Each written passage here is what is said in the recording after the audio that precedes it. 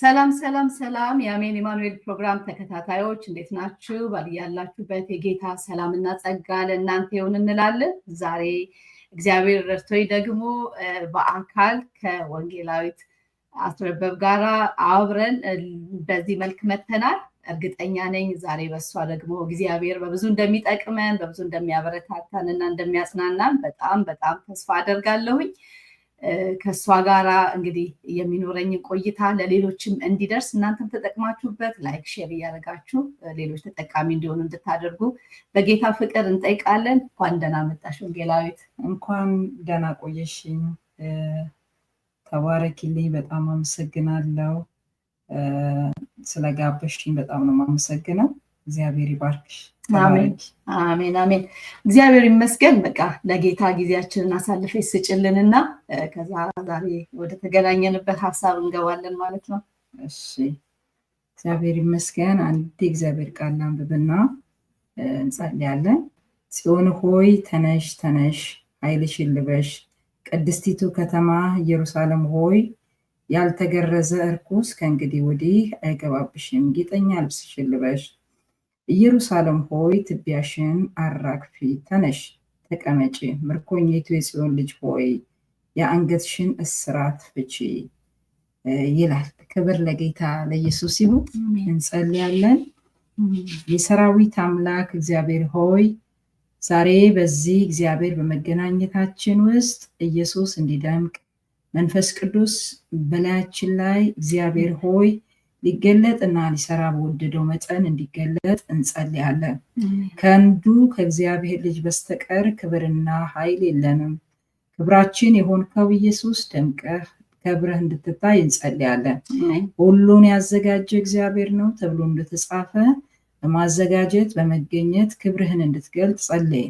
በዚህ ለሚሰሙ ሁሉ ጌታ ሆይ የቃል ኃይል እግዚአብሔር የአብሮነትህ የህብረትህ መንፈስ ያ ቅዱስ መንፈስ ኢየሱስን ባሉበት እንዲባርካቸው ጸለይ። ነገራቸው ሁሉ ዛሬ ምናልባት ጌታ ሆይ እንደ ኢየሩሳሌም የታሰሩ መለቀቅ ያቃታቸው እግዚአብሔር በብዙ ነገር ታስረው ያሉ እስራታቸው በውስጥም በውጭም ያለ እንዲበጣጠስ በኢየሱስ ስም እንጸልያለን። ሁሉን የምትችል አንተ ትችላለህና ባሉበት ስፍራ ነገራቸው ሁሉ ቀና እንዲሆን በኢየሱስ ስም ጸለይ። ጊዜያችንን ሁሉ ለአንተ ሰጠን በኢየሱስ ስም አሜን አሜን አሜን። እግዚአብሔር አምላክ ይባርክሽ። ተባረኪ። በድጋሚ ጊዜሽን ስለሰጠሽን በዚህ ስፍራ ለመገኘት ፈቃደኛ ስለሆንሽ ጌታ አምላክ ይባርክሽ ማለት ወዳለሁ። እስቲ እንግዲህ ለተመልካቾቼ ማናት ብለው ለሚሉ ራስሽን አስተዋውቂና ጀምሪ። እሺ፣ እኔ ወንጌላዊት አስረበብ እባላለሁ። የማገለግለው በኢትዮጵያ ኮተቤ ሙሉ ወንጌል ቤተክርስቲያን ነው። የአራት ልጆች እናት ነኝ። ይሄው ነው። እግዚአብሔር ይመስገን። እስቲ ወደኋላ እንግዲህ ይዤሽ ልመለስ ነው። ስንት ዓመታት በጌታ ቤት እንዳለሽ፣ ዛሬ ደግሞ ጭራሽ ወንጌላዊ ባለብዙ አይዲያ እግዚአብሔር በውስጥሽ ብዙ ሀሳቦችን የሚያፈልቅ ብርቱ ሴት ነሽ እና ወደኋላ እንመለስ። ዛሬው አስረበብ እንዴት ነው ወደ ጌታ ከጌታ ጋር ከዚህ ጌታዋ ጋር የተገናኘችው? ጌታ ይባርክሽ። እቺ የዛሬዋ ወንጌላዊት አስረበብ ከጌታ ጋር የተገናኘችው እንግዲህ እኔ በልጅነቴ የተወለድኩት ጎንደር ክፍለ ሀገር ነው እና ገና የ3 ዓመት ተኩል ልጅ እያለሁ እናቴ የቤተክርስቲያን ወይም የኦርቶዶክስን ሃይማኖት አክራሪ ከሚባሉ ሰዎች ናት እና ወደ ቤተክርስቲያን በሌሊት ስትሄድ አንድ ቄስ ሰው ልጅሽን እችን ብቻ ወልደሽ ለምን ቀረሽ ብሎኝ አለፈ ትላለች። እሷ ግን በወቅቱ እንግዲህ እሷ ያለችው ቄስ ነው፣ ቄስ ግን አይመስለኝም። እና ከዛ ጊዜ ጀምሮ ይቺ ውስጥ እግሬ ውስጥ እጄ ብቻ እና ፊቴ ነበረ ጤነኛ። ከፀጉሬ ጀምሮ ሁለንተናዬ ቁስል ተመታ ማለት ነው። እና ከዚህ የተነሳ አባቴ እኔን ባለመድኃኒቶች ብሎ የሚያስባቸው ጋር በየጠንቋዩ ቤት ይዞኝ ሄደ ማለት ነው። እንደውም በሬህን በቃ 4 መስቀለኛ መንገድ ላይ ረድም አሉት፣ አረደ። ፈውስ አልመጣ። ብዙ ጠንቋዮች ጋር ወሰደኝ፣ መድኃኒት አልተገኘም። የመጨረሻ ያለው ምንድነው? በቃ ተዋትኛ ጋርና ወደፊት ስትድን እንትን ታደርጋለህ ትወስዳታለህ ሲሉት አባቴ አይ ከቤተሰቤ ጋር መክሬ እመጣለሁ ብሎ ይዞኝ ተመለሰ ማለት ነው። እና ታላቅ ወንድሜ አሁን አዲስ አበባ አለ። ታላቅ ወንድሜና እህቴ አዲስ አበባ ስለነበሩ አይ በቃ አዲስ አበባ ትምጣ አለ። አዲስ አበባ መጣው። አዋሬ የሚባል አካባቢ ላይ ከ6 ዓመት ጀምሮ ማደግ ጀመርኩ ማለት ነው። ያን ጊዜ አብራ የነበረችው ታላቅ እህቴ ትንሽ ጌታን ታውቃለች ማለት እሷ ታውቃለች። እኔም ደግሞ የምታረገው የሚዘምሩት ዝማሬ ያ ይስበኝ ስለነበር ብዙ ገብቶኝ ሳይሆን ትንሽ ማወቅ ጀመርኩ። በዚህ መሀል እያለው ጎዴ የሚባል ቦታ ሄድኩኝ ማለት ነው። ገና በልጅነቴ ወደዛ ታላቅ እህቴ ስለነበረች ጎዴ እሷን ልጅ ስላልነበራት ምንድነው ሀብት ነገር ስለነበራት ነጋዴ ነገርም ስለነበረች ጫት ፈቃድ በቻርተር ስለግር ስለነበር ወሰደች ማለት ነው። እና ሲሄድ ግን እሷ ራሷ የአባቴ የመጀመሪያ ልጁ ነበረች። በመናፍስቱ ዓለም ግን በጣም የታሰረች ሴት ነበረች። ስለዚህ እዛም ሂጄ ትንሽ ጌታን መከተል ስጀምር በጣም ማሳደድ ጀመረች። በጦር ማለት ቢሏ ሁሉ ማንሳት። ሁለተኛ ቤቷ ተረጋግታ አትቀመጥም። ከሌላ ቦታ መጣች። እሷ አዲስ ቅዳም ምናምን የሚባል ቦታ ድሬዳዋ ሐረር ነው የምትዘምተው እና ሩሲ ምናምን ነው የምትሄደው እና ቤት አትቀመጥ እና ወሰደችኝ። ምድረ በዳ ነበር ለኔ። ግን እዛ ምድር ላይ ትንሽ ያው ጌታን ትንሽ ቢሆን ስላወቅኩ እዛ ጴንጤ ያሉ ሲባል ሄድኩኝ ማለት እና 6 ነበሩ ያን ጊዜ ቸርች። ያን ጊዜ ጌታ እኔ አላውቀውም፣ እሱ ግን ያውቃል። ምን ብሎ ይናገሩ ነበር? በነቢያት መንፈስ 6 ሰዎች ሆነው ቸርቹ እንደ አንዲት ጠባብ ክፍል ውስጥ ሆነው ቤተክርስቲያን ገና አልነበረችም። አንቺ የአብርሃም መንፈስ አለ አንቺ ላይ ይባርክሻል፣ የብዙዎች እናት ትሆኛለሽ፣ ለብዙ ትውልድ እናት ነሽ፣ ትባረኪያለሽ፣ አሰፋሻለሁ እያለ መናገር ጀመረ። ከዛ ትንሽ ቆየው እና 86 ላይ ባላገባው ማለት ነው። ጭራሽ ጌታን ትቼው መከተሉንም በቃ ትንሽ ቀን ነው ያወቅኩት። ባላገባው ባሌ ደግሞ በቀን 2 ፓኬት ሲጋራ የሚያጨስ የሚጠጣ የሚቅም ባሌ እንደዛ አይነት ነበር። ባሌ የኢሪጌሽን ባለሙያ ኢንጂነር ነው። ግን በጣም ብዙ ብር ቢያገኝም በጣም በቃ ይጠጣል፣ ይቅማል። በዚህ መሀል እያለው ለ7 ዓመት ሙሉ ክርስቲያኖች ቤተክርስቲያን ውስጥ ይጸልዩልኝ ነበር። የሚጸልዩት ምንድነው? መንገድ አያሳልፉኝም፣ ይጸልያሉ። ቤቴ ድረስ ይመጡና ይመሰክሩልኛል። እኔ ግን አንዲት ነገር ብቻ አልችልም። የእግዚአብሔርን ቃል ሲናገሩ ውስጤ ይወቀሳል። ግን አንድ መርህ ነበረኝ። ምንድነው መርሄ? ባሌ እንዲህ የሆነ እኔ ደግሞ ጴንጤ ብሆን አልችልም። 2 ዓለም እንዴት እኛ ቤት ይሆናል የሚል ጌታን ያገኘሁት ተመልሼ 90 ላይ በአመቱ 2ኛ ልጄን ወልጄ በአመቱ የማልሄድበት ክልል ወደዛ ወደ ጎንደር ሄድኩ ማለት ነው። እንግዲህ ሂጄ አላውቅም። ውሃውን ሲሻገር ነው የተሻለ። ውሃውን አባይ ስትሻገሪ ይመለሳል ህመሙ ተብዬ አልሻገርም፣ አልሄድም ነበር። ስለዚህ ወደዛ ሲሄድ ታላቅ እህቴ ያቺ ያኔ ያየዋት እህቴ እየጸለየች የቡዳ መንፈስ የነበረባት ሴት ከተራራው ስትወርድ እኛ ወደ ዳገቱ ወደ ላይ ስንወጣ ሴትዮዋ እየተንከባለለች ሄደች ማለት ነው። እና ምንድን የተፈጠረው ስላት እኔ እየጸለይኩ ነበር አለች። ይሄ ኢየሱስ ከዚህኛው ይበልጣል ማለት ነው ብዬ እዛው እጄ ሰጠ። ስለዚህ እግዚአብሔር ትንሽ መጽሐፍ ቅዱስ እዛ ነበር። ትንሿ መጽሐፍ ቅዱስ ስጭኝ ያልኳት። ስለዚህ 89 ላይ 89 እንትን ላይ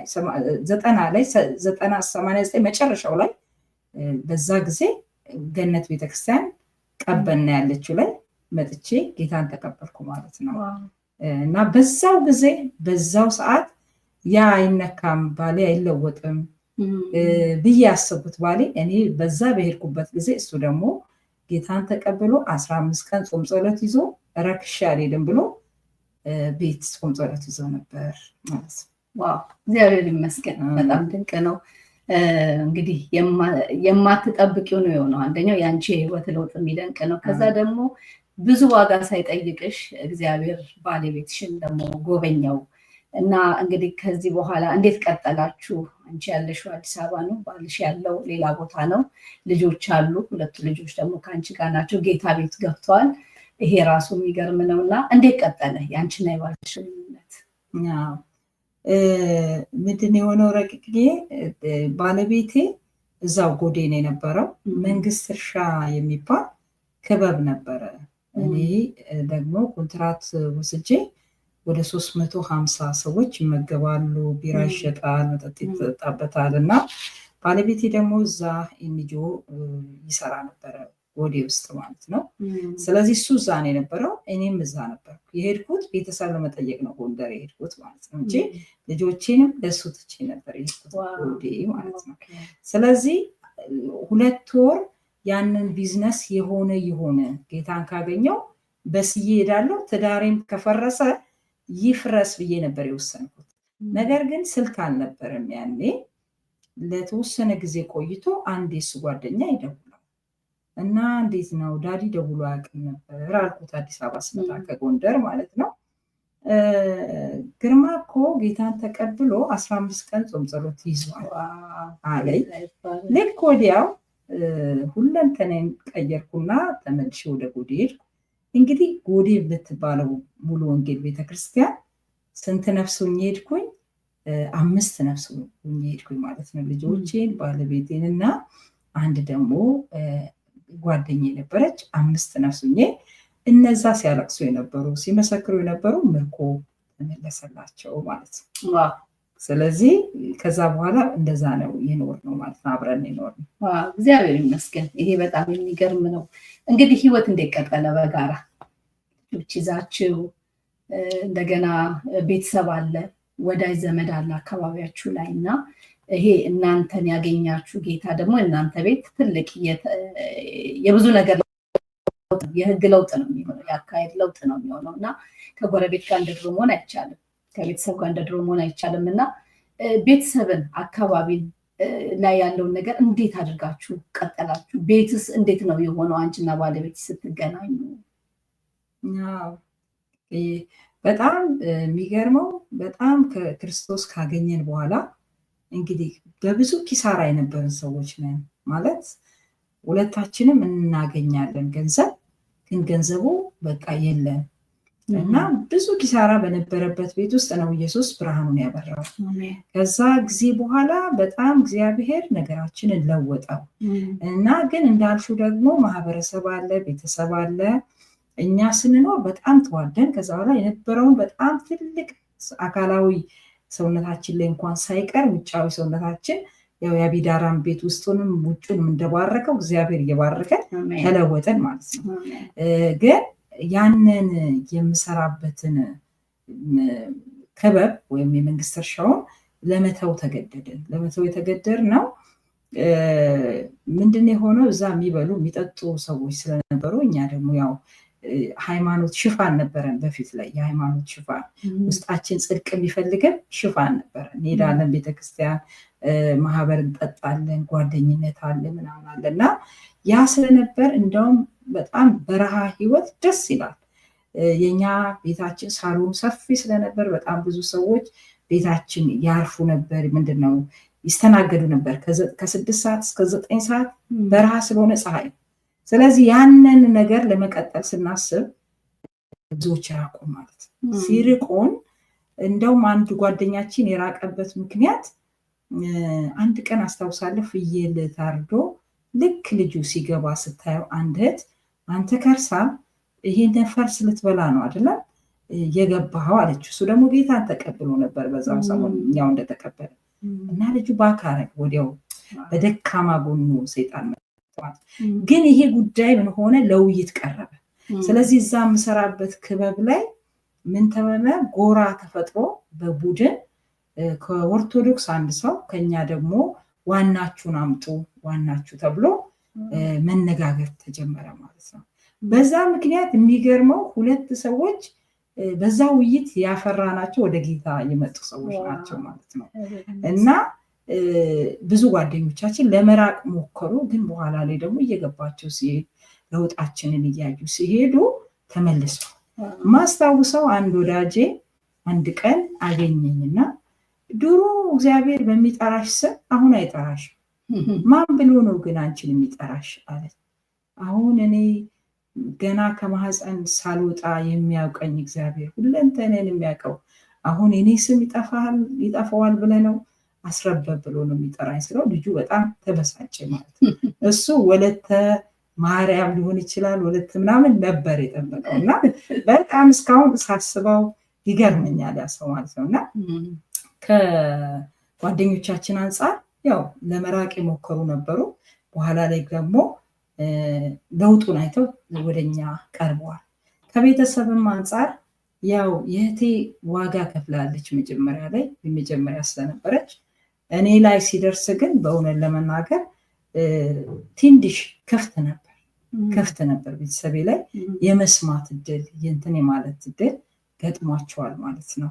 እና ያለው ይሄ እግዚአብሔር ይመስገን። እኔ አንድ ደስ ካለኝ ከንግግርሽ ውስጥ ስለ ቤተሰብ ስትናገሪ ትልቁ ሀብትሽ ደግሞ እግዚአብሔር ቤተሰብ እንደሆነ ብዙ ትያለሽ እና እሱን በይ ልስማው በጣም ስለወደድኩት። አዎ እንግዲህ እኔ ልክ አብርሃም እንደወጣ ከዘሩ ከነገዱ ውጣ አይደል ተለይተህ ውጣ እንዳለው ወደ ክርስቶስ ስመጣ ዘሬም ቤተሰቤም ህይወቴም ብዬ ያልኩት የእግዚአብሔርን ቤተሰብ ነው እና የእግዚአብሔርን ቤተሰብ በጣም ነው የምወደው እና በጣም ደግሞ ከነዚህ ቤተሰቦች ነው እንደ እህትም እንደ ወንድም እንደ አባት የምቀርበውና እዛም እያለን ቤተሰብ አድርገን የምንቀርባቸው እንደዚህ አይነት ሰዎችን ነው።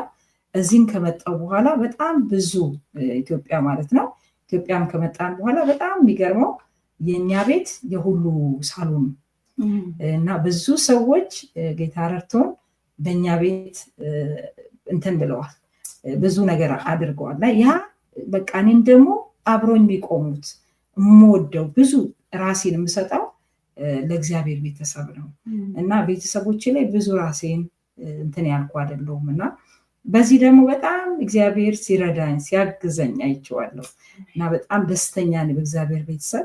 እንደው በደም አስተሳስሮ የሰጠኝን ቤተሰብ ሳስብ በጣም ደስ ይለኛል። ጌታ ይባርክ። እንኳን እግዚአብሔር አገዘሽ እንደዚህ በዚህ ዘመን ማሰብ በቃ መስማት የሚያስደስት የሚናፍቅ ስለሆነ እስቲው ስለሰማው እንድትደግሚ ፈልጌ ነው።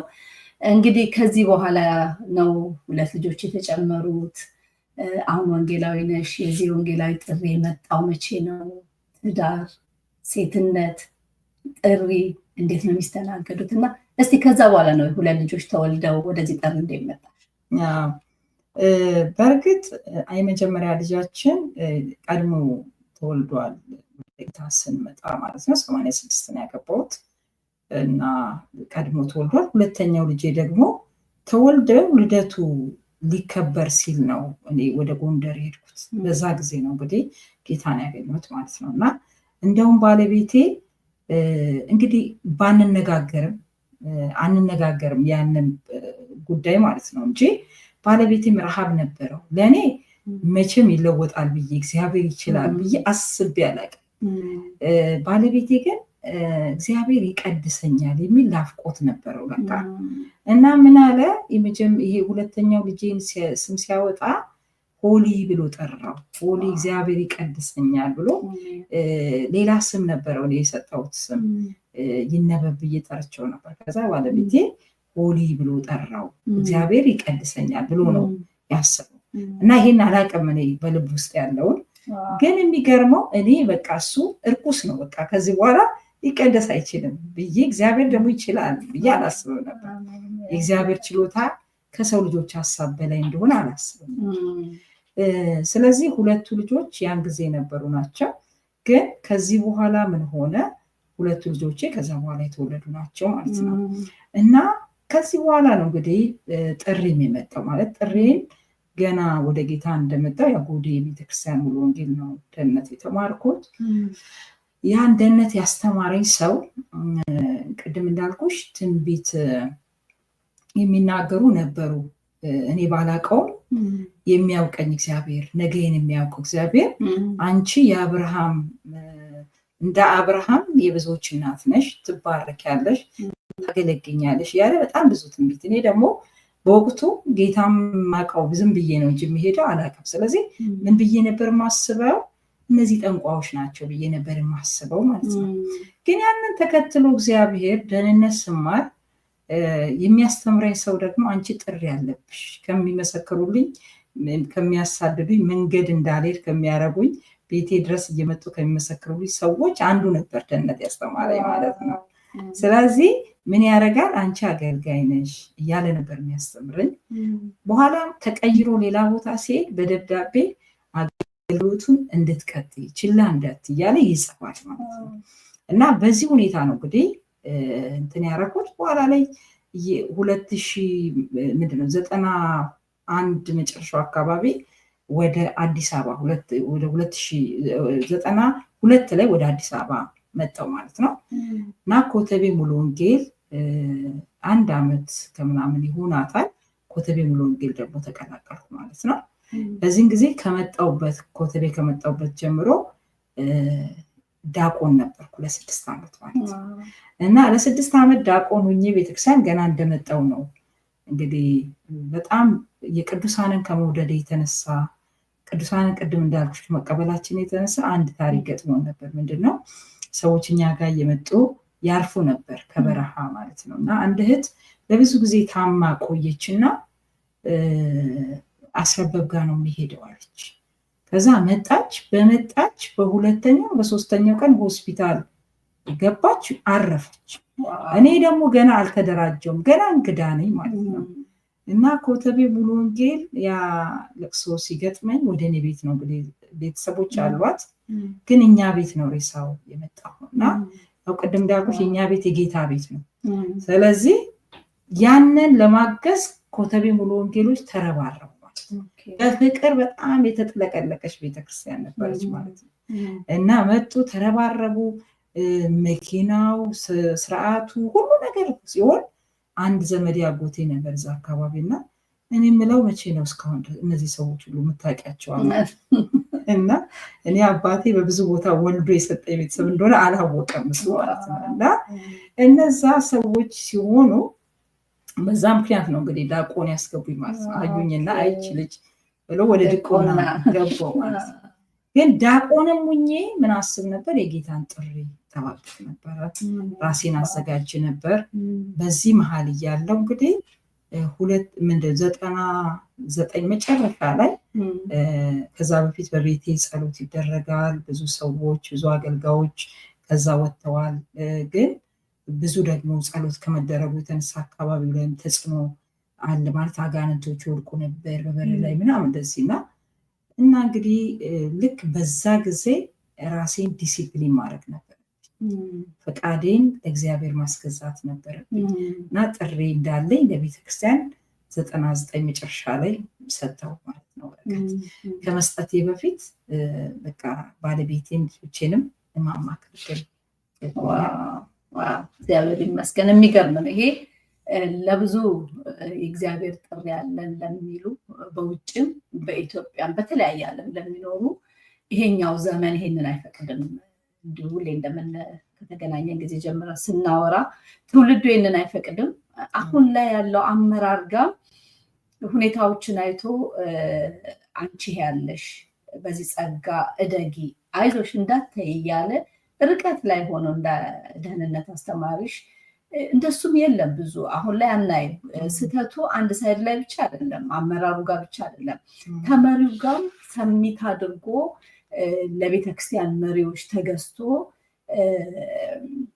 የሚሄድ የለም ትውልዱ መሀል ማለት እንግዲህ የለም ብለን ባንደመድም ማጆሪቲው ግን አሁን እየተበላሸ ብዙ ብልሽቶች የምናይበት ጊዜ ነው። እና እስቲ የቤተክርስቲያኑን ያዝ እናድርገውና አገልግሎት ከቤት ስለሚጀምር ማለት ነው ይሄንን ጥሪ እንዴት ነው እስቲ ከባለቤትሽ ጋር የነበረው ጉዞ ምን ይመስላል? ምክንያቱም አንዳንዴ ጥሪ ኖረንና ባሎቻችን አይረዱንም። እንደ ንጉስ ሴት ልጅ ነው የምናወራውና አንዳንድ ጊዜ አንዳንድ እህቶች ይገጥሙኛል።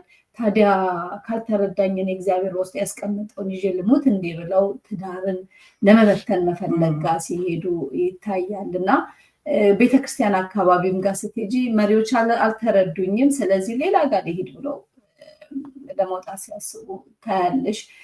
መሪዎችም ደግሞ የሚታዘዝ የለም ብለው ሲሉ ትሰሚያለሽ። እና ይህንን ሁሉ እንግዲህ የሚያስታርቅ አንድ ነገር አለና መጀመሪያ ወደ ቤት እንሂድና እንዴት ዲል አደረግሽ ከልጆችሽ ከባለቤትሽ ጋር? እግዚአብሔር ይባርክሽ ረቂቅዬ። ምንድን ነው የሆነው? ያው ጥሪ እንዳለኝ ሳውቅ የመጀመሪያ ያደረኩት ቤቴን ዘግቼ ብዙ መጸለይ ነው። ራሴን ደግሞ በትምህርት ማዘጋጀት ነው የነበረብኝ እና የተለያየ የዲስታንስ የተማርኩ ቴዎሎጂ፣ እንደገና ደግሞ ቤቴን ደግሞ ማማከር ነበረብኝ እና ባለቤቴን ሳማክረው በአንዴ እሺ አላለኝ። ምክንያቱም እኔና ባለቤቴ በጌታ ሆነን አይደለም የተጋባ ነው። በጌታ ሆነው ለሚጋቡ አላማሽ ምንድን ነው? በአንቺ ውስጥ ያለው ምንድን ነው? አንተስ ምንድን ነው? ተባብለው እርስ በርሳቸው ተመካክረው በቤታቸው ሊያዩ የሚፈልጉትንና የሚናፍቁትን ነገር ፕላን አድርገው ስለሚገቡ ለእነሱ መመካከርና መነጋገር ቀላል ሊሆን ይችላል። እኔ ግን ባለቤቴ ያው ቅድም እንዳልኳችሁ ባለሙያ ነው፣ መሀንዲስ ነው። እኔ ደግሞ ነጋዴ ነኝ። ባለቤቴን በንግድ ያግዛለሁ። ስለዚህ ባለቤቴን የመጀመሪያ ስነግረው ፓንዴ ይሻላል። ግን መንደርደር ነበረኝና የምንደረደርበት ብዙ ሰዓቴን ጌታ ፊት ማሳለፍ መጸለይ ጀምሬ ነበር። ግን አሁን ምን አደረኩ? ነገርኩት። የመጀመሪያው አንገራገረ እና በአንድ ይሻላለኝም ተውኩት። እሺ አልኩት እና እኔ መጸለይን ቀጠልኩ። ከዛ ሁለተኛ ነገርኩት። ሁለተኛውም ላይ ይሻላለኝ። ሶስተኛው ላይ ግን ምን ገጠመኝ? የመኪና አደጋ ገጠመኝ እና በመኪና አደጋ ልሞት ነበር እና ትንሽ ጭንቅላቴ ላይ እንትን አለና ከዛ ተረፍኩ ማለት ነው። ያን ዕለት እኔም ለራሴ ለካ መሞት አለ አልኩኝ። እኔም አልፈልግም ነበር፣ የሙሉ ጊዜ አገልጋይ መሆን አልፈልግም። ምክንያቱም ከእግዚአብሔር ጋር ብርቱ ትግል ነበረ። ገንዘቤ ቢያገለግል ጸጋዬ ቢያገለግል በውጭ ሆኖ ጥሩ ነው፣ የሙሉ ጊዜ አገልጋይ መሆን አልፈልግም ብዬ ከሚሉ ሰዎች አንዷ ነበር። ግን ጥሪ በጣም ክቡርና ሰጪው የሚከብርበት፣ ፍቃድ የሚሞትበት፣ የጠሪው ፍቃድ የሚፈጸምበት ቦታ ነው እና ለዚህ ደግሞ ራስን መሰዋት ያስፈልጋል። ስለዚህ ራሴን ታገል፣ ራሴን መጀመሪያ ያሳመንኩት፣ ለባሌ ሁለተኛው ስቴፕ ሄድኩኝ። ባሌ በአንዴ ይሻላለኝም፣ ሁለተኛውም ይሻላል። ሶስተኛው ላይ ስለ ውስጥ እሺ አለኝ። ሲለኝ አሁን ሞትም እኮ እየታገለኝ ነው አልኩት። እሺ አለ፣ ፈቀደ። ቤተክርስቲያን ልክ ከሱ ፍቃድ ሳገኝ ቤተክርስቲያን 99 መጨረሻው ላይ ወረቀት አስገባው ማለት ነው፣ ጥሪ እንዳለኝ ማለት ነው።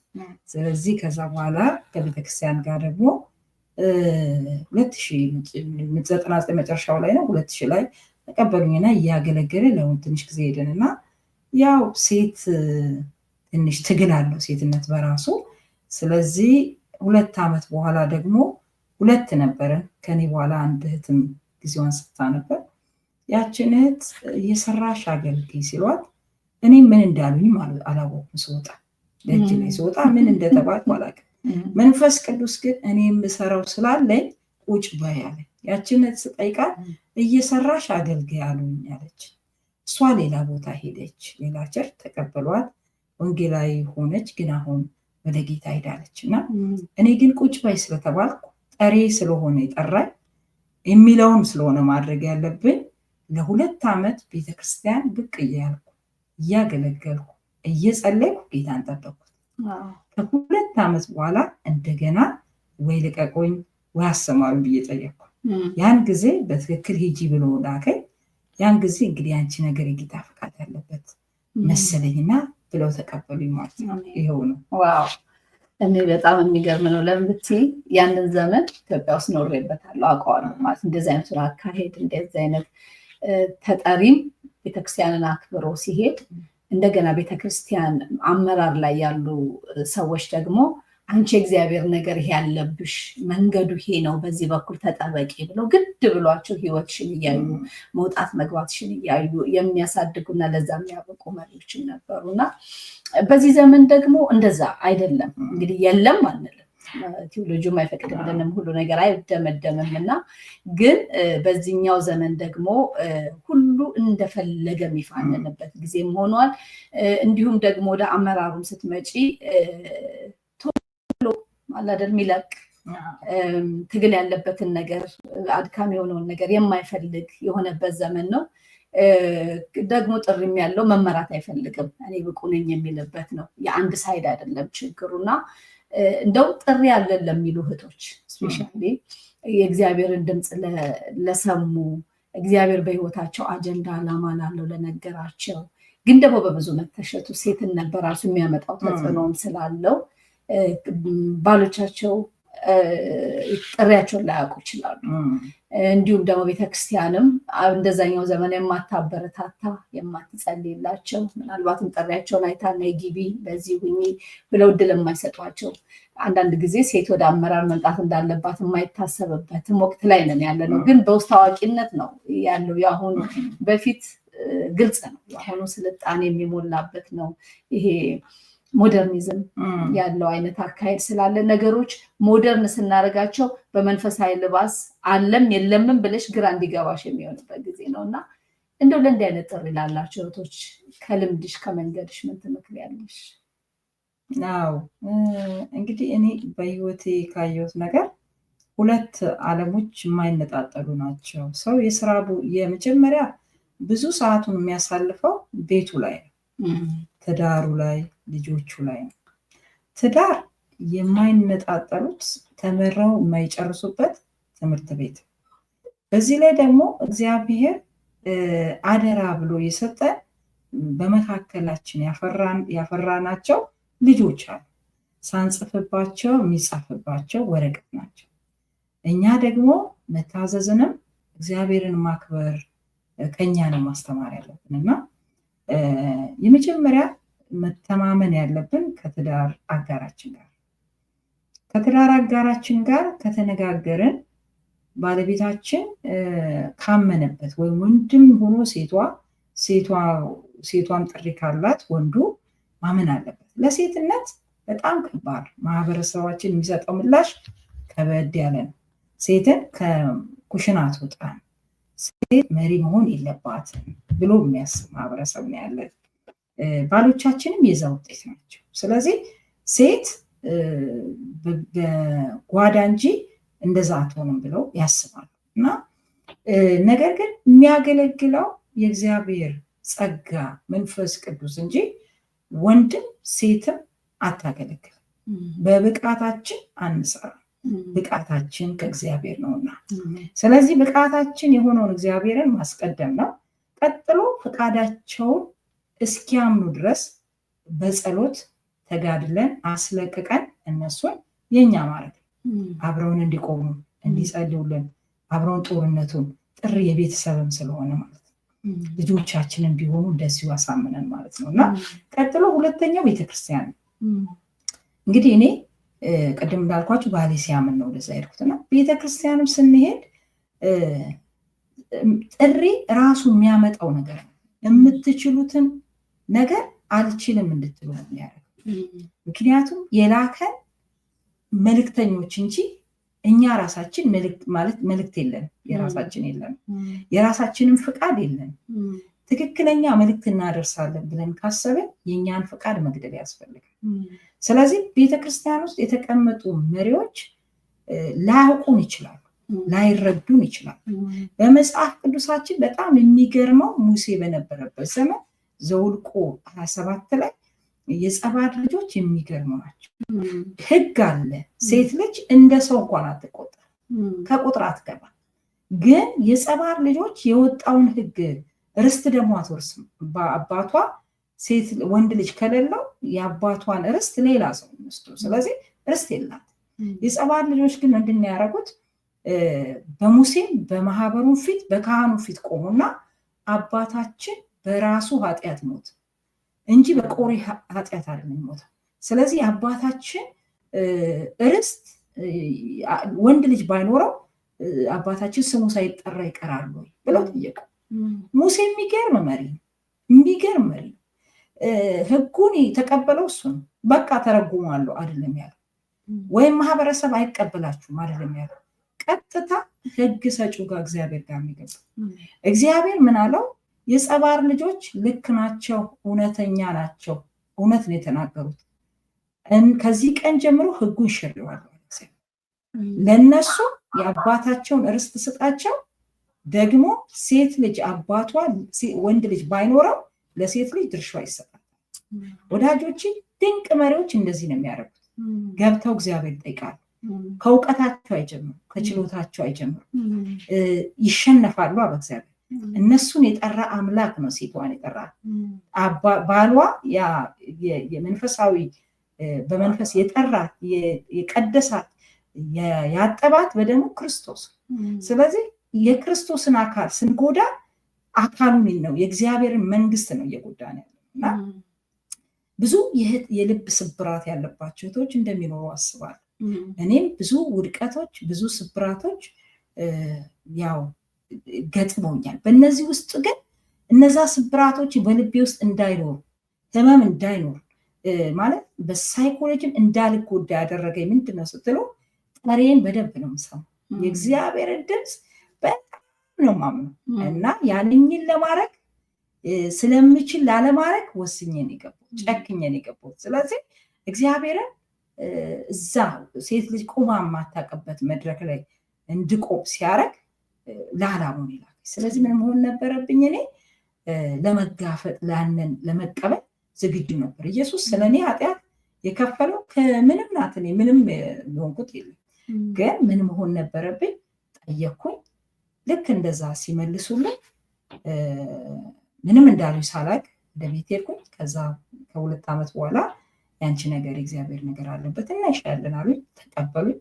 ከተቀበሉኝ በኋላ ግን እግዚአብሔር በእኔ ሆኖ ምን ብሎ ኪዳን ገብቶልኝ ነበር? አንቺ ብቻ ተከተይ፣ አንቺ ማለት እኔ ብልሽን ብቻ አድርጊ፣ እኔ እሰራዋለሁ ብሎኝ ነበር እና የእኔ ብቃት እንደማይሰራ የእሱ ችሎት ግን እያሸነፈ እንደሚሄድ አምን ነበር። ስለዚህ በእኔ ሆኖ የሰራው ነገር ካለ የሰራው ኢየሱስ። ዋው እግዚአብሔር ይመስገን። ጌታ መልካም አምላክ ነው። የሚገርም አቅጣጫ ለብዙዎች የሚሰጥ ለብዙ እህቶች መስመር የሚያስይዝ ምስክርነት የህይወት ተሞክሮ ነው ይሄ በእውነት። ምክንያቱም እንዲህ አይነቱ ነገር ምስክርነት ለመስካሪው ድል መንሳት ነው የሚሆነው። ይጨመርለታል፣ የሚያወራው ነገር ይሰጠዋል። እንደገና ለእኛ ለምንሰማ ደግሞ የጣልነውን እንድናነሳ፣ የተፍገመገምን ከሆነን እንድንመለስ፣ እንድንጸና ያደርጋል። ካዘንን እንድንበረታ ያደርጋል። እና ይሄ ትልቅ ትልቅ ድል ነው። እንግዲህ ወደ ቤተክርስቲያን ከመጣሽ በኋላ ሰፊ ታሪክ ነው ያለው። እኔ በቃ ደግሜ ብሰማው የማልጠግበው አይነት ነው። አንደኛ እግዚአብሔር ወደ ራሱ ሲያመጣና ሲጠራሽ የሆነ አይዲያ ውስጥሽ ከቷል። ሀሳብ የሚፈልቅ የሚመነዘር እና ከትክክለኛው ስፍራ ቅድም እንደተባባል ነው የተተከለ ዛፍ አለማፍራት አይችልም። ለሌላው ጥላ አለመሆን አይችልም። ራሱን ያለውን ፍሬ ደግሞ ትክክለኛው ወይን ከሆነ ወይን መስጠት እንጂ ሊያዛባ አይችልም። ብርቱካን ሎሚ ሊያደርግ ሊሆን አይችልም። እና እንግዲህ ተተክለሽ አይሽ ትክክል እየጠጣሽ ነው፣ ትክክለኛ መስጠት እየሰጠሽ ነው። እና ያንን ነው የማየው ለብዙዎቻችን ይህ አቅጣጫ የሚሰጥ እና የቆምንበትን እንዴት እየጠበቅን እንዳለ በደንብ የሚመራን ምስክርነት ነው። ከዛ በኋላስ እንግዲህ ምን እየተፈጠረ ነው የሄደው? ኮተቤ ሙሉ ወንጌል ውስጥ እግዚአብሔር ድንቅ ነገር እያደረገ በጣም የተዋለዱ ያፈራሻቸው እግዚአብሔር ባንቺ የሰራው ብዙ ነገር አለ። በነገራችን ላይ ሙሉ ወንጌል እናት ቤተክርስቲያኔ ናት፣ ያደግኩባት። በኳየር አገልግሎት በትንሹ ከ10 ዓመት ከደማ አገልግለን 10 ዓመት ልናከብር ስንል ነው እኔ ወደዚህ ሀገር የመጣሁት። የአገልግሎት አፍ ያፈታሁበት፣ የተማርኩበት፣ ብዙ ያበላሸውበት፣ ብዙ አባቶች ጸልየው ያሳደጉን ቤት ነው። ብዙ እናቶች ስለኛ ያነቡበት ቤት ነው። ብዙ የተመከርንበት ቤት ነው እና አንዳንድ ጊዜ አንዳንድ ሰዎች ያው ሙሉ ወንጌል ሲባል ስል አለ አይደል ይመስላቸዋል፣ ግን ያው ምንጭ የጠጣንበት ስለሆነ ነው። እና እስቲ ምን እየሆነ ነው? አዎ እንግዲህ እኔ ሙሉ ወንጌልን በደሜ በአጥንቴ ከሚሉ ሰዎች አንዷ ነው። ለ25 ዓመት ሙሉ ቤተክርስቲያን ኮተቤ ሙሉ ወንጌል ውስጥ እኔ ቆየሁ እና ቸርች ደግሞ በመቀየር በመሄድ አላምንም፣ በማፍራት ግን አምናለሁ። እና ምንድነው የሆነው እንግዲህ እግዚአብሔር ረዳኝና ከ2004 ጀምሮ ቤተክርስቲያን ሙሉ ጊዜ አገልጋይ አድርጋ ከተቀበለችኝ በኋላ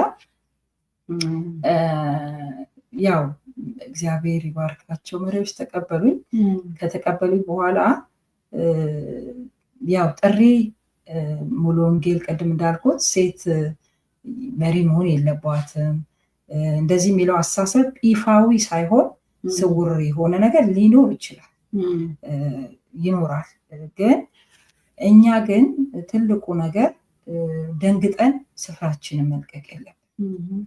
በምንባለው ጉዳይ መሸሽ የለብንም። የጠራንን የላከንን አምላክ በሚገጥሙን ቻሌንጅ ውስጥ ሁሉ እግዚአብሔርን መጠየቅ ያስፈልጋል። እና እንግዲህ 2006 ላይ ነው የተሾምኩት፣ ወንጌላዊ ተደርጌ የተሾምኩት። ቤተክርስቲያን ከተሾምኩበት ጊዜ ጀምሮ ያው ወደ አመራር መሪ የሚለው ነገር ለ2 ዓመት ትንሽ ጊዜ ወደ አመራሩ አልገባውም።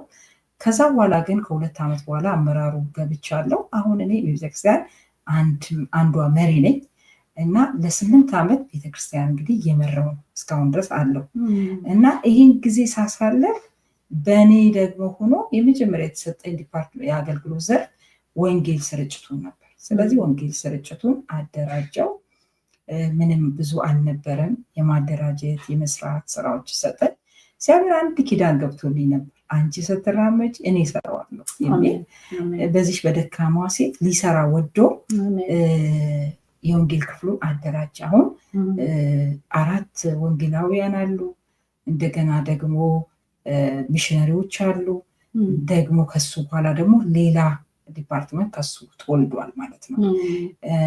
2008 የአንድ ወጣቶች በቃ ጌታን ማገልገል ይፈልጋሉ፣ መሄድ ይፈልጋሉ እና መስፋፋት ይፈልጋሉ። ያው መድረክ አንድ ሊሆን ይችላል። ሁልጊዜ ወጣት እኔ ለወጣቶች መክረው ባለራዕዮች መሆን አለባቸው፣ መሄድ አለባቸው። ወንጌል የሚሄድ ነው፣ የሚሰፋ ነው እና እንዲሄዱ ነው እየሄዱ በትክክል እየሄዱ መስራት እንዲችሉ መክፈት ያስፈልጋል። ስለዚህ ቤተክርስቲያን ደግሞ አቅሟ ውስን ስለሆነ ገንዘብ የለኝም ትላለች ብዙ ጊዜ እና እኛም ስናቀድ ገንዘብ የለን የሚላል እንደ ወንጌል ክፍሉ ማለት ነው። በኋላ ጸለይኩ፣ እግዚአብሔር አንድ ድምፅ አሰማኝ። ያ ድምፅ ምንድን ነው? አጋር የውሃ ምንጩ ልጇን ልትጥለው ስትል ልጁን ውሃው ባጠገብሽ ምንጩ ባጠገብሽ ነው አላት የሚል እና ምንጩ ባጠገብሽ ነው የሚለው ነገር ሲመጣ ወዲያውኑ ወደ ልቤ አንድ ነገር መጣ፣ የወንጌል ማህበርተኛ በቤተክርስቲያናችን ውስጥ እንዲኖር። ስለዚህ የቤተክርስቲያን የወንጌል ማህበርተኛ የሚል በቤተክርስቲያናችን ተመሰረተ ማለት ነው። ስለዚህ መሪዎች አሉት፣ አደራጀን። የራሱ አካውንት አለው፣ የራሱ የሆነ አሰራሮች አሉት። ስለዚህ በዛ አሁን 10 ቤተክርስቲያኖች ምንድነው ሚሽነሪ ልከን በየስፍራው በየክፍለ ሀገሩ ቸርቾች ተክለናል ማለት ቤተክርስቲያን ተክለናል፣ ሚሽነሪዎች ልከን ማለት ነው። 2 ደግሞ አጥቢያዎች አውጥተናል። እግዚአብሔር ረድቶን በዛ በጣም ብዙ ሰዎች ይሳተፋሉ።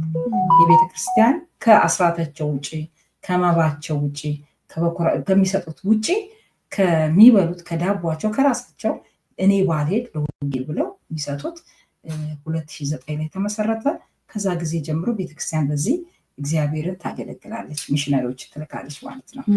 ሌላው ከሴቶች አገልግሎት አንጻር ያው ሴት ስለሆንኩ የሴት ልጅ አለማገልገሏ ስብራቷም ደስታዋም ክብሯም እኔን ይመለከታል፣ ይሰማኛል ሴት በመሆኔና እንግዲህ ፊተኛ አድርጎ ቸርች ውስጥ በቤተክርስቲያን ሲልከን እግዚአብሔር እንድንሰራ ሌሎቹን እንድናወጣ ለሌሎች ቀዳሚ ፋና ወጊ እንድንሆን። ስለዚህ እግዚአብሔር ከ10 ዓመት በላይ በቤተክርስቲያን ውስጥ የሴቶች አገልግሎት በቤተክርስቲያን መቋቋም እንዳለበት መመስረት እንዳለበት እንትን አረግ ነበር። 2004 ላይ ዶክመንት ሰጠው። ሴቶች ልባቸውም ጸጋቸውም ገንዘባቸውም ጊዜያቸውም ወደ ቤተክርስቲያን መመለስ አለበት የሚል አጭር የሆነች ዶክመንት ነገር አዘጋጅቼ ለቤተክርስቲያን ሰጠ። ግን ያው ቤተክርስቲያን ባንዴ አልፈቀደችልንም። ይሁንና ከወንጌል ጋር እያቀድኩኝ ቆየ። መጨረሻ ላይ ግን 2014 ተፈቀደልን እና ይፋዊ ምስረታ ተደረገ ማለት ነው። ዲቦራ የእህቶች አገልግሎት የሚል ማለት ነው። ይሄ የዲቦራ የእህቶች አገልግሎት ሲቋቋም በሶስት ነገር እንትን ያለው የመጀመሪያ ፍጹማን ሴት ለእግዚአብሔር መንግስት ማብቃት፣ በሱ ስር የ15 መሪዎች አሉት። እኔ አንዷ መሪ ነኝ። 15 መሪዎች አሉት። እነዚህ 3 ደግሞ በጎን፣ 2 ደግሞ በጎን አሉ። አንደኛው ሶሻል ነው። ሶሻል ማለት ያው ሴት ልጅ ከድር አታልፍም ተብሎ ይታሰባል አይደል? ሴቶችን ስናስብ አገልግሎት ስንጠይቅ ብዙ ጊዜ ለድር ነው የሚያጩን ብዙ ሰዎች፣ ወንዱም ሴቱም ማለት ነው። ሴቷ ራሱ የድር ይሄ ድር የሚለው ነገር ነው እንጂ ውስጡ ያለው ባለራዕይ ነኝ፣ እግዚአብሔር በእኔ ውስጥ መንግስቱን አስቀምጧል፣ እሄዳለሁ የሚል እሳቢ የለም። ያንን መክፈፍ ራሱ አንድ ነገር ነው። ብቃቷ እግዚአብሔር እንደሆነ እንድታስብ ማገልገል እንደምችል ጸጋዋ ማውጣት መክሊቷን ይዘው እንዳትመለስ መርዳት አንዱ ነገር ነውና በዚህ በመንፈሳዊ ዘርፍ ውስጥ የማማከር ካውንስሊንግ፣ የትምህርት፣ የጸሎት ምናምን ራሱ ዲፓርትመንት አለው። እንደገና ደግሞ በሶሻሉ ደግሞ እድር የሚባለው ወደ 98 ሴቶች ያሉበት እድር አለው። በዚህኛው ደግሞ በገንዘብ ቤት ታውቃላችሁ፣ ገንዘብ ሲጠፋ ትዳር ይበተናል፣ ልጆች ይበተናሉ። በዋናነት እኛ ወጥ ልጆች ላይ እንስራ። ሴቷ ልጇ እንዳይበተን፣ ልጇ እንዳይወድቅ እሷ ላይ እንስራ በሚል በገንዘብ ማለት ራሷን የበቃች እንድትሆን መነገድ እንድትችል መስራት እንድትችል እናርግ የሚል አሰብን። በኋላ አንድ ነገር አሰብን። ምን አሰብን? ደጉ ሳምራዊ በሚል ልንጀምር አሰብን እና ኤንጂኦ እንዳናረገው ገንዘቡ የለንም፣ በጊዜው ምንም አቅም የለንም። ያልኳቸው 15ቱ መሪዎች ሴቶች ዲቦራ አገልጋዮች ተነጋገረን። ስለሌለን ምን እናርግ? ትልቁን ጋር በትንሽ ጠጠር መደገፍ ይቻላል። ሌላ ነገር ባይኖረን ያለንን አድርገን ግን መጀመር እንችላለን ብለን አሰብን። ያው እኛ እንደ ጨው ነን። ጨው ብዙ መሆን አይጠበቅበትም። የጨው ክብሩ መሟሟቱና ትንሽ መሆኑ እና ትንሹ ጨው በባህር በጋን ውስጥ ያለውን ነገር ያጣፍጠዋል፣ ከበዛ ግን ያመረዋል። ስለዚህ እኛ በማህበረሰብ ውስጥ ገብተን መስራት አለብን ብለን የዲቦራ ሶሻል የሚል እንትን ጀመረ፣ የአክሲዮን መሰረት። ይሄ ዲቦራ የአክሲዮን ማህበር ስንጀምር 15 ሰዎች ሆነን መሰረት መጀመሪያ ላይ ማለት ነው። በዚህ ምን እናርግ መስናቀር እስከ ሃይ ስኩል የሚሄድ ትምህርት ቤት እንከፍታለን። ግን አሁን ከየት እንጀምር? ከዴኬር እንጀምር ብለን ዴኬር ጀመረ። አሁን 15 ሰራተኞች አሉት። በዛ ተከራይተን እየሰራን ነው። ኦልሬዲ ከ2 ዓመት በላይ ሆኖታል ከጀመረ። ስራው እየተሰራ ነው። ግን ትግሎች አሉ። ትግሎቻችን ምንድነው? የቤት ኪራይ አለ፣ የሰራተኞች ደሞዝ አለ እና ልጆች ደግሞ ያው በአንድ ጊዜ እንትን ማድረግ አይቻልም እና ትግሎች አሉብን። ግን እየሰራ ነው እና ይሄ ነው በእኛ እንግዲህ የሰራው። ተሰርቶ ከሆነ የተሰራው ይሄ ነው። በጣም ተሰርቷል። እዛ ላይ አደርግላችኋለሁ። ምናልባት በደንብ ላይ ይታይ ይችላል። ይሄ ዲቦራ ፍላየር ነው። ሌጎ አላቸው። እዚህ ጋር ዲቦራ ሶሻል ወርክ ኤንድ ትሬድ ይላል። እንደገና ስልክ ቁጥሮች አሏቸው። አዋሽ ባንክ ነው የሚጠቀሙት። የዲቦራ ማህበራዊ አገልግሎት የንግድ ስራ አክሲዮን ማህበር አላማው ይላል። አላማውም አለና ይህንን ፒክቸሩን ቻናሌ ላይ በሁለቱም ሳይድ ያለውን እንድታዩት አድርጌ አስቀምጣለሁ። ስልክ ቁጥራቸውን፣ የአዋሽ ባንክ ቁጥራቸውን እንደዛ አደርጋለሁ። በዚህ አጋጣሚ እኔ ሁሌ ላለው እዚህ ላይ ሶሻል ሚዲያ ላይ የቤተ እምነቶችን ስም መጥራት አይጠበቅብንም። ግን አሉ ጠንካራ ቤተ እምነቶች። የመጣው ትልቅ ሆኖ ገብቶት የመጣ የትም አይሄድም። ልጅ ላይ ግን አዲሱ ጀኔሬሽን ላይ መስራት ግን ለአገርም ለቤተሰብም ለትውልዱም ካለው ከሚለወጠው ቴክኖሎጂ አንጻር ደግሞ ከዘመኑም አንጻር እንዴት አይነት አስፈላጊ እንደሆነ አምነው እዛ ላይ የሚደክሙ ሰዎች አሉ እና ብዙ ጊዜ እኛ የወንጌል አማኞች ደግሞ ይሄ እውቀት ተሰውሮብናል። ትውልዱ ላይ መስራት ለምሳሌ ለእኛ ኮንፈረንስ እናዘጋጅ፣ የኛ ልጆች በጠባቂ የሆነ ክፍል ነው የሚታጨሙት እና ይሄ ስላልገባን የምናደርገው ነው እና እውቀቱ ሲገባን ግን ከኛ ይልቅ ትውልዱ ላይ ነው ኢንቨስት መደረግ ያለበት። ምክንያቱም እኛ የትም አንሄድም እና እነሱ ግን ገብቷቸው ከኮንፊውዥን ወጥተው ለሌላው ሲስተሙን የሚያውቁ እነሱ ናቸው። በኢትዮጵያ ምድር አሁን እኔና አንቺ ትምህርት ቤት አንሄድም። ትምህርት ቤት ሄደው ልጆች የሚያገኙት እነሱ ናቸው እና እነሱ ያ የተማሩትን በማስተጋባት ብዙዎችን ወደ ጌታ መንግስት ማምጣት ይችላሉ እና ይሄ ዲቦራ እንግዲህ በሴቶች በቤተክርስቲያን የሴቶች ህብረት በውመን ሚኒስትሪ የተመሰረተውን የዲቦራን የዴኬር አገልግሎት አንድ አይደለም፣ አላማው ብዙ ነው። እዚህ ጋር የተገለጸ በጣም ብዙ አላማዎች አሉት እና የአክሲዮን ማህበር ሲባል እንደ ቢዝነስ እንዳናስበው፣ ስፔሻሊ የክርስቶስ ቤተሰቦች ለዚህ ልንተጋ ይገባል። በቃ ሳንንቅ በውጭ ዓለም የምንኖር የምናገኛትን ለስታርባክስ ቡናችን የምናወጣውን ለበርገር የምናወጣትን ከምሳችን ወይ ከቁርሳችን ቀንሰን ለነሱ ትልቅ ነው የሚሆነው ይሄ እና 2-3 አንድ አካባቢ ያለን ሰዎች ሰብሰብ ብለን አክሲዮን በህብረት ብንገዛ እርግጠኛ ነኝ አገልግሎቱን በጣም መደገፍ ነው የሚሆነው እና ስሩት አይደለም የተባለው፣ አሻራችንን እናስቀምጥ፣ ጠጠር እንጣል። አንድ ጠጠር ሁላችን ተባብረን ስናደርግ ያ ጠጠር ተከምሮ ቢልዲንግ ይሆናል፣ ህንፃ ይሆናል ነውና እስቲ ሰራተኞች አሉን አልሽን። እነዚህ ህጻናቶች በቤተሰቦቻቸው እየተከፈለላቸው የሚያዙ ናቸው። እስቲ ትንሽ እሱትሽ ገፋ ብለሽ አክሲዮኑንስ እንዴት ነው ማድረግ የሚቻለው ምንድን ነው የሚለውን ነገር እስቲ እሱን ተናገሩበት። እንግዲህ ይህንን ማህበር ለማገዝ ቀደም እንዳልኳችሁ በኤንጂኦ ነበር መጀመሪያ የምናስበው፣ ግን አቅሙ ስላልነበረ ግን የምንችለውን ነገር ምን እናርግ ብለን ነው የጀመርነው እንጂ ወደዛ ወደፊትም ፕላን አለው። ወደፊት ጎን ለጎን ያንን ለመስራት ይሄ ፋውንዴሽን ለመስራት ይፈልጋል። ግን አሁን ላይ ያለው ይሄንን ማገዝ የሚቻለው በሁለት ነገር ማገዝ ይቻላል። አንደኛ የልጆች መጫወቻ ቢኖር፣ የተለያዩ ነገሮች ቢኖር፣ ሙሉ መጫወቻዎች መግዛት ስለማችል አቅም ስለሌለ በሱ መልኩ መርዳት ይቻላል። የተለያዩ ማቴሪያሎች አሁን ከዴኬር ወደ ኬጂ ልናሳድገው እያሰብን ነው። እሱን በማገዝ ይቻላል። አንዱ እሱ ነው። ሁለተኛ አክሲዮን ነው።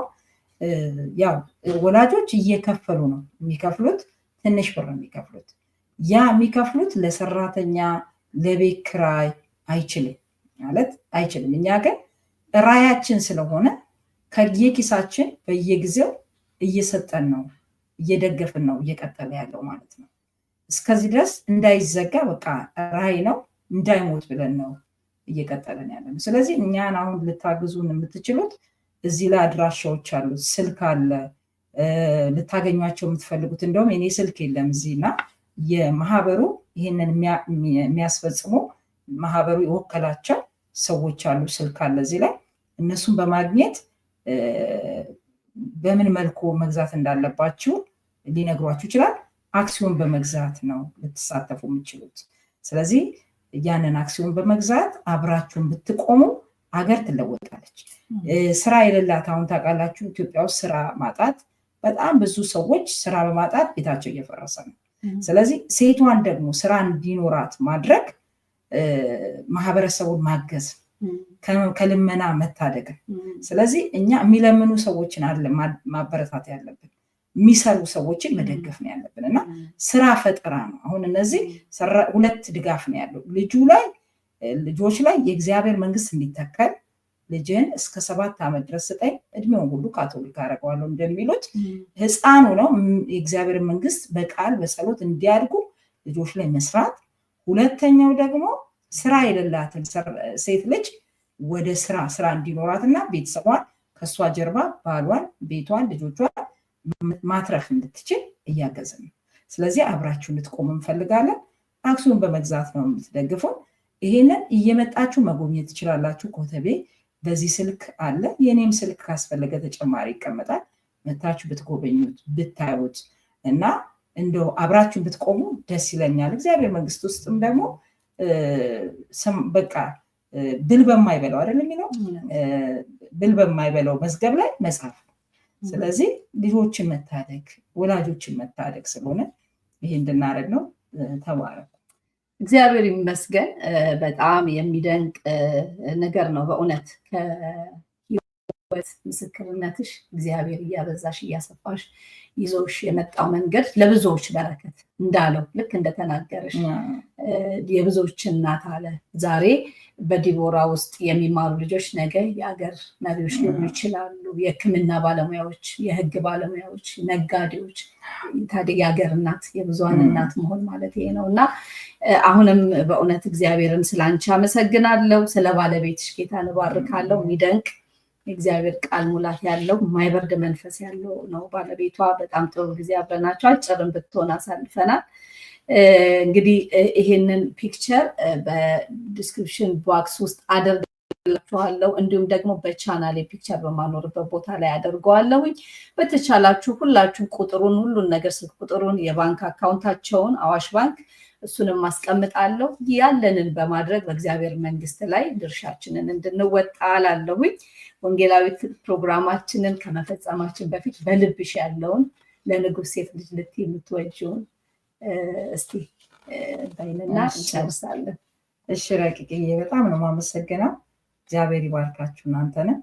እንግዲህ ለንጉሥ ሴት ልጅ የምለው ዓላማ እንዳለው ሴት መኖር፣ ግብ ላይ ትኩረት ማድረግ፣ ጊዜያዊ ደስታን መልቀቅ፣ የእግዚአብሔርን ክብር ማስጠበቅ፣ የእግዚአብሔርን የልጁን ኢየሱስን ስም ማስከበር ይጠበቅብናል። ይሄ እንዲሆን መጽናት ያስፈልጋል። ዓላማ ጽናት ይፈልጋል። ስለዚህ ሁኔታን አይቶ ከመሸሽ ይልቅ እግዚአብሔር የሚለውን ሰምቶ ወደፊት መግፋት ያስፈልጋል። ተስፋ የቆረጣችሁ በብዙ ትካዜ ውስጥ ያላችሁ እግዚአብሔር እድል ይሰጣል፣ ቀን ይሰጣል። ስፍራችሁን አትልቀቁ፣ ባላችሁ ቦታ ተገኙ፣ ዓላማችሁ ላይ ትኩረት አድርጉ። እግዚአብሔር ከእናንተ ጋር ይሰራል። አይደከምም እሱ። እኛ ተስፋ ስንቆርጥ ተስፋ ሲቆርጥ አብርሃም እንደመጣለት እንዲሁ እግዚአብሔር ይመጣል። ስለዚህ በርቱ እላለሁ። ተባረኩ።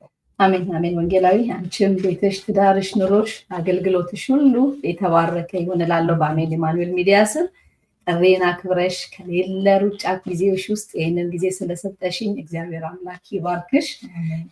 ተመልካቾቻችን ለዛሬ ይዘን የመጣነው ፕሮግራም ይመስላል። እናንተ ደግሞ የቪዲዮ ለሌሎች ተደራሽ እንዲሆን ላይክ እንዲሁም ሼር በማድረግ አብራችሁ እንድታገለግሉ እንጠይቃለን። በሌላ ጊዜ በሌላ ፕሮግራም እንገናኛለን። መልካም ጊዜ ባይ